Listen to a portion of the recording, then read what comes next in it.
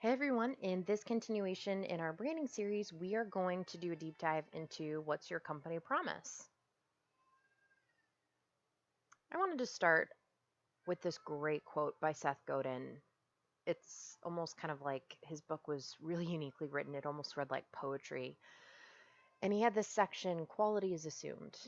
He writes, quality is now assumed. We assume that you will make something to expectations. Scarcity and abundance have been flipped. High quality work is no longer scarce. Competence is no longer scarce either. We have too many good choices. There's an abundance of things to buy and people to hire. What's scarce is trust, connection, and surprise. These are three elements in the work of a successful artist. So, what is your company's promise? If you're a placenta encapsulator, it can't be that you're going to make their placenta safely, right? It can't be that you just have a quality product. Quality is now assumed. The unique promise of value that you tangibly deliver on is the total transformation journey that your client experiences from the negative to the positive outcomes that you've identified.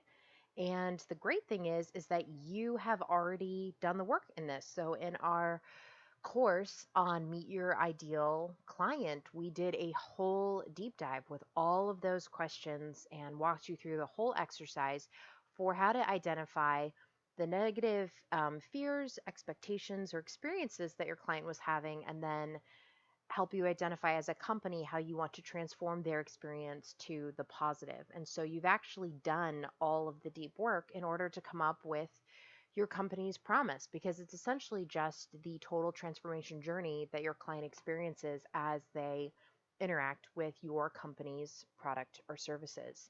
And so how you communicate this, it could be as short as a tagline or a longer statement, but it's really, a tagline is obviously just something like experience how good birth could be, or if you're a placental company, reconnecting mothers to nature's abundant provision, or something like that. Or it can be a longer statement about the value that the company delivers.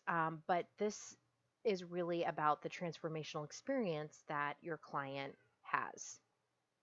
So, kind of surprise, you've already done the work. You just have to go back. I told you that we were going to use that exercise for, as we advanced through the Build Your Business course, and this is a perfect example of how we're doing just that. So go back into the total transformation, your big promise, because that's your company's promise, what you are telling people that you are going to deliver for them.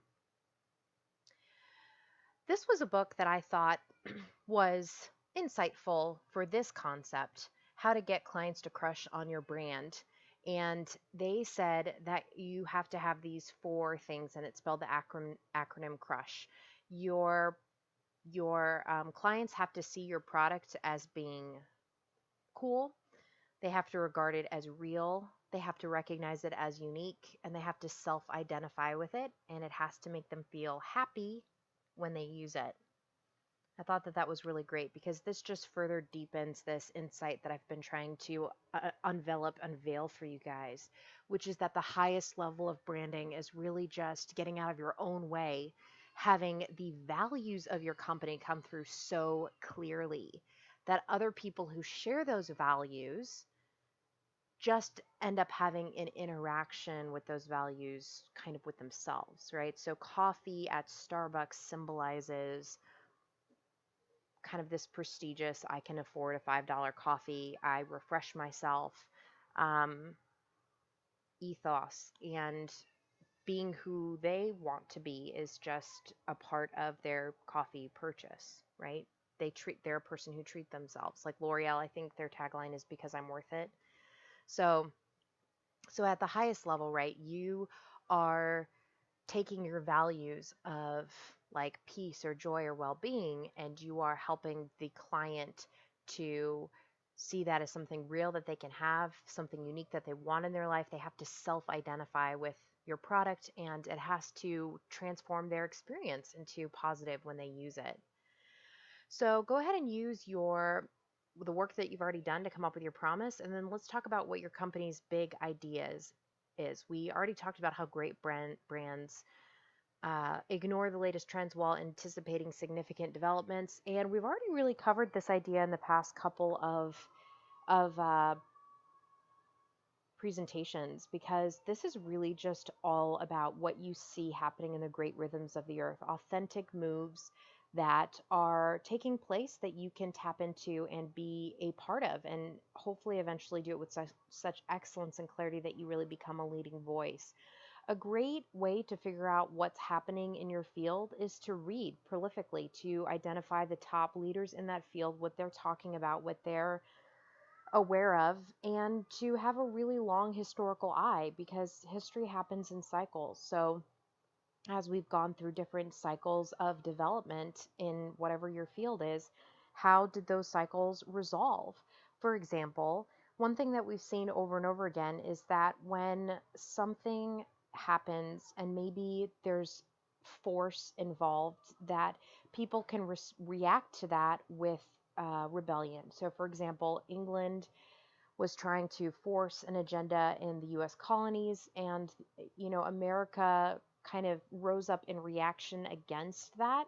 And and so very deep in our national identity is kind of a rebellion against the motherland, and that's affected us in a lot of ways. But the way that American culture in some ways is seen as juvenile, like when you form a reaction against something, it stunts your growth, because one of the great wisdom truths of the world is that you have to honor your mother and father so that it goes well with you and so that you become established. And if you are rising up your company in opposition to something, you're never going to grow to your full potential. There's always going to be this kind of rebellious, you're defined by negatively in response to something kind of a deal that's going on, and you're never going to reach full maturity.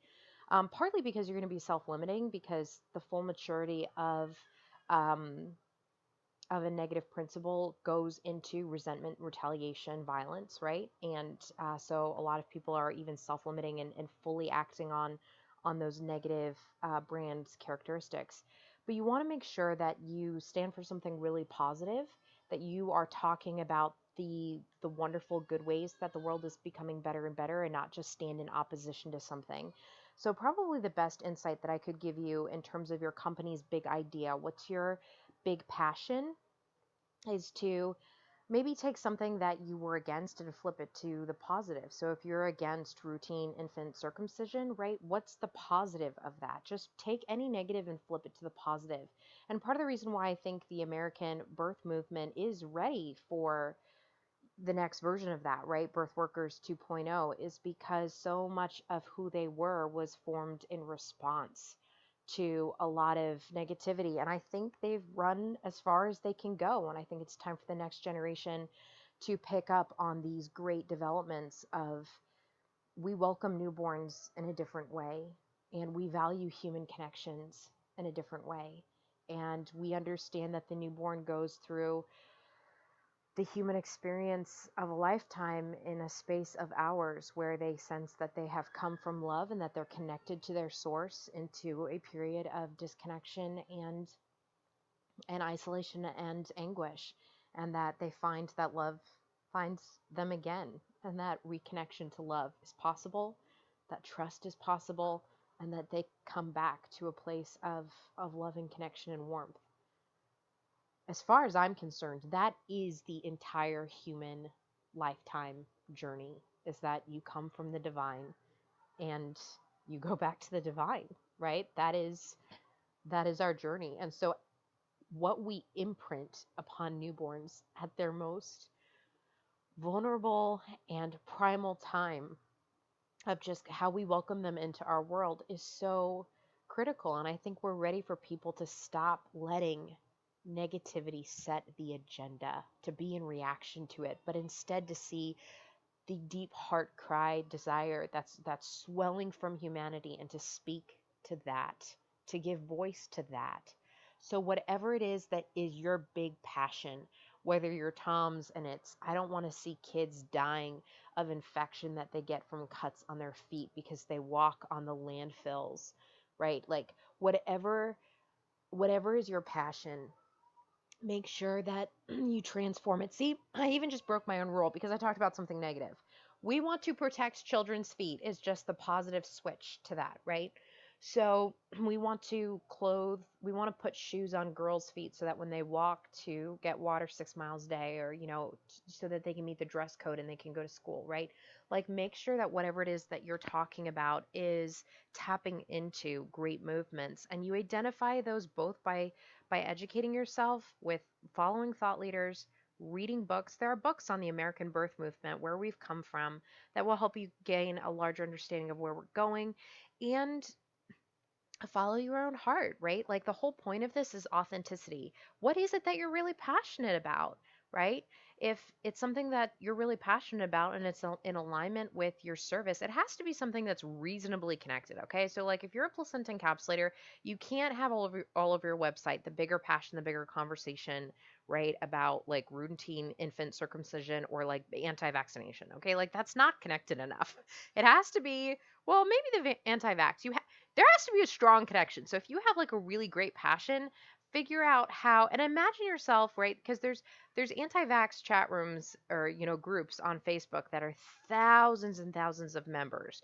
So the litmus test of is this connected enough that I could like reasonably make this connection would be could I go into a group on this passion, on this subject, this big idea, and could I talk about that authentically, but then weave in my product or service? And would that make sense to people? So, if we're talking about how we are against the corporate inoculation of the population with all of these synthetic components of you know, everything they put into vaccinations, could I switch the conversation to the positive and talk about critical points where you use nature's abundant provision to create medicines and, placenta encapsulation? Or does that feel like a really sharp departure? Does that feel like you're the person at the cocktail party that's just trying to make people buy lipstick from you? Your passion has to be a natural continuation of the conversation. So make sure that it's not a hard line to draw. Make sure that it's really clear. And just imagine if there was a group of people who are already having a conversation, and if you were to say one or two things, but then talk about your unique promise of value, if that flows or if it feels like a hard right turn. And if you can't figure that out, ask two or three people and get their insights.